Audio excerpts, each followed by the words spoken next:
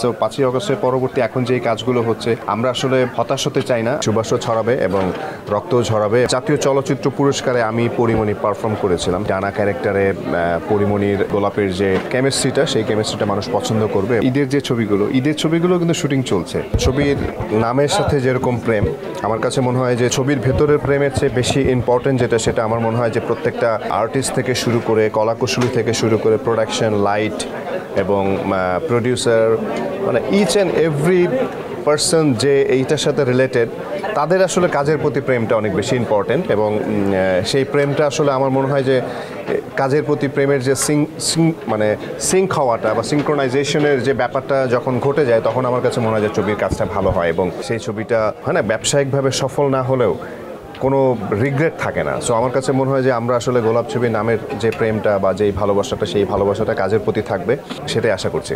গোলাপ সত্যি সত্যি সুবাসও ছড়াবে এবং রক্তও ঝরাবে। এবং আমার কাছে যেটা মনে হয় যে এই পর্যন্ত যেই আউটপুট বা যেই ফিডব্যাক, যে ভালোবাসা বা যেই রেসপন্স, আমার কাছে আমাদের মধ্যে আরও বেশি এক্সাইটমেন্ট প্লাস আরও বেশি চ্যালেঞ্জিং হয়ে গেছে ব্যাপারটা। এবং অনেক বেশি চ্যালেঞ্জিং এই কারণেই যে আমরা সত্যিকার অর্থে যেমন ফেব্রুয়ারিতে শুটিংয়ের প্ল্যানিং ছিল এবং বেশ কয়েকটা জায়গায় আমরা নিউজের বলেছিলাম যে ফেব্রুয়ারির শেষে শুটিং শুরু করব, বাট আমরা সেটা আরও 2 মাস পিছিয়ে দিয়েছি শুধুমাত্র আরও এই প্রিপারেশন এবং এত ফিডব্যাকের কারণে। এবং আমার মনে হয় যে সেই 2 মাস সময়ের আমাদের এই জায়গাটা মানুষের ভালো লাগা বা চাওয়া পাওয়ার সিঙ্কটা করাতে পারবো।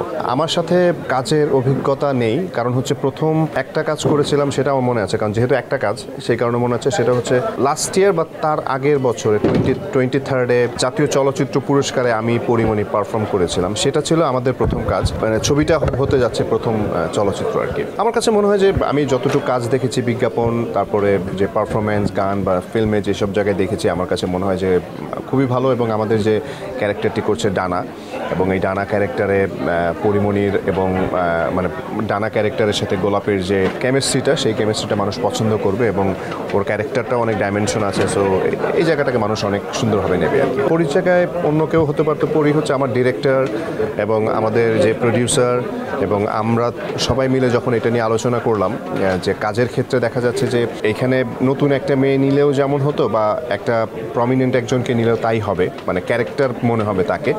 সো সেই জায়গা থেকে অবশ্যই কেন প্রমিনেন্ট কেউ নয়। সো পরির সাথে প্রথম কাজ হবে এটা চিন্তা করে আসলে পরীকে নেয়া না। এটা যেহেতু মজার ব্যাপার হচ্ছে, এখন যেহেতু চুলটা অনেক অন্যভাবে টাইট করে বাঁধা, সো এই বড় চুলের কারণে এটাকে অনেকভাবে অনেক কিছু করা পসিবল। এবং আমি জাস্ট লাস্ট 2 মাস আগেই তো এই গোলাপের ফার্স্ট লুকটা শ্যুট করেছি। সো এটাতে গোলাপের শ্যুটটাও করা হয়েছে এবং এর মাঝখানে আরও অন্য ছবিও করেছি, যেটাও আসলে আমার মনে হয় যে নতুন করে দেখলে তখন মানুষ অনেক অ্যাস্ট্রোনাইজ হয়ে যাবে যে এত সুন্দর আর একটা লুক অন্য একটা ছবিতে আসছে। না, আসলে সেরকম কোনো প্ল্যানিং নেই, কারণ আমার মনে হয় যে এপ্রিলের যদি আমরা সেকেন্ড উইক থেকেও শুটিং শুরু করি, সেটা শুটিং শেষ করে এডিটিং, ডাবিং, কালার, মিউজিক করতে করতে আরও টাইম লেগে যাবে। সেক্ষেত্রে কোরবানিতে রিলিজ করা পসিবল হবে না। হয়তো অন্য কোনো একটা সুন্দর অকেশন দেখে আমরা রিলিজ করবো এটা। হ্যাঁ, আমার বেশ কয়েকটা ছবির সাথে পুষ্পার সাথে কম্পেয়ার করেছে। আমার কাছে মনে হয় যে এটা তো আসলে ভালো মন্দর কিছু নয়। আমরা আমাদের কাজের প্রতি যদি ডেডিকেশনটা থাকে এবং কাজের সাথে যদি যে গোলাপের সাথে গোলাপের ক্যারেক্টারটাকে যদি আমরা যখন মানুষ দেখবে, তখন কিন্তু ওটা অন্য কোনো ছবির সাথে মেলানোর কোনো স্কোপ থাকবে না। এবং এটা হলে গিয়ে যখন দেখবে তখন ইয়ে করবে। আর হয় কি, এখন একটা বড় একটা কোনো কিছুর সাথে কম্পেয়ার করে জিনিসটাকে যদি ওইভাবে ক্রিয়েট করা যায়, সো আমার মনে হয় সেটাই একটা মূল রিজন হয়। মূল প্রবলেমটা হচ্ছে কি, দেখেন, আমার কথা হচ্ছে গোলাপের যে আপনি পোস্টারটা দেখছেন, একটা স্টিল ছবি। সো স্টিল ছবিটা যখন দেখে আপনি বলছেন ওয়াও, তখন কিন্তু আপনার এখানে আসলে বাজেটের কোনো ইস্যু আসে না।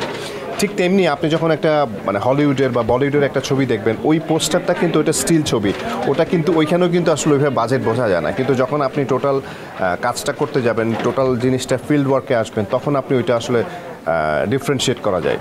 ঠিক সেভাবে বলছি, যেমন একটা গোলাপ ছবি যখন যেই বাজেটের ছবি করা হবে, এই ছবির সাথে অন্য যেই ছবিটার কম্পেয়ার করা হবে, সেই ছবির ভিজুয়াল আপনি যখন দেখবেন, ভিজুয়াল বাজেটের যে ডিফারেন্সিয়েশনটা থাকছে, ওটাতেই আসলে মূল আমরা করে যাই। কারণ আমরা চাইলেও তো এখন আসলে আমাদের বাজেট, আমাদের দেশের মার্কেট যত, এর চেয়ে অনেক এক্সট্রিম লেভেলের বেশি কিছু করতে পারি না, যেটা করে আসলে প্রডিউসারকে রিটার্ন করবে না। আর প্রডিউসারকে যদি আপনি রিটার্ন করতে না পারেন, ওই প্রডিউসার শুধু তো মনে করেন এমনি চোখ বন্ধ করে টাকা ঢালবে না।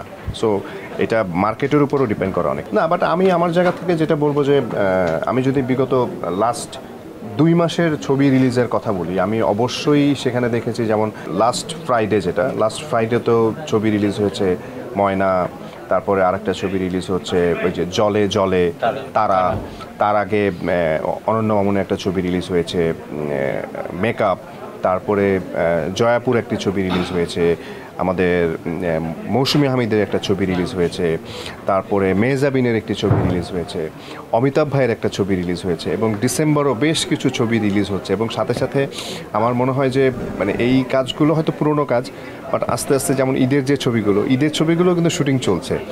সো কাজ হচ্ছে, আমার কাছে মনে হয় যে মানে ওরকম রিমার্কেবল কোনো কিছু হওয়াটাকে আমরা অনেক বেশি কাজ করি, বাট দেখবেন যে ছোট ছোট করেই তো আসলে অনেক বড় কিছু হয়। সো 5ই আগস্টের পরবর্তী এখন যেই কাজগুলো হচ্ছে আমরা আসলে হতাশ হতে চাই না, আমরা মানে একদম স্পিড নিয়ে কাজ করতে চাই এবং আস্তে আস্তে করেই অনেক কিছু হবে ইনশাল্লাহ।